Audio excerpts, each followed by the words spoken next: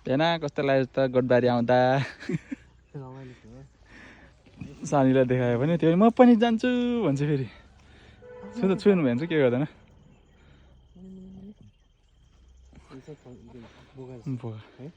यो तलकै बोका हो भने यहाँ त्यहाँ पाल्नु नसकेर यहाँ कान्छीमा यहाँ पठाइदियो कि यिनीहरूले यो गाईहरू चाहिँ होइन तर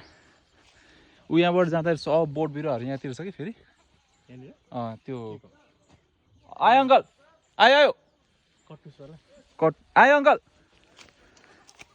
कटुस होइन ऊ कागतीको सुन्तलाको के को बोटहरू रोपेको छ कि त्यहाँनिर फलेको छैन भएन अस्ति त त्यहाँनिर लिएर जाँदा सबै त्यो केले खाइदिएर बिगारिदियो क्या यहाँ ठुल्ठुलो गाई बस्तु छिराइदिने होइन अनि त्यसले गर्दा गाह्रो भयो अम्बा कति खाने अम्बा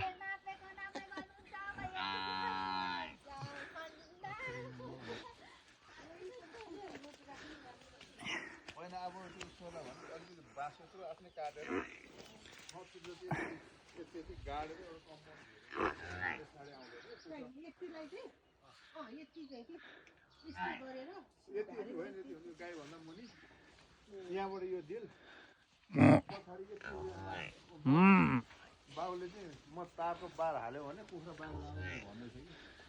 जाली यस्तो इटा जाली हो नि तार कति राम्रो लाग्यो त काकी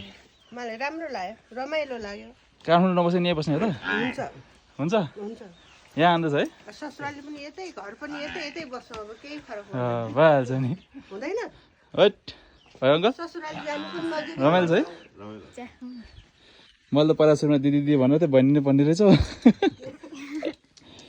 धन्यवाद कुकुर पनि छ नि उता हाम्रो अङ्कल चस्मा ढल्काइ मेरो पुरानो गाउँ पुरानो घर गोठबारी दाजु अम्बै खाइरहनु भयो हैट वाह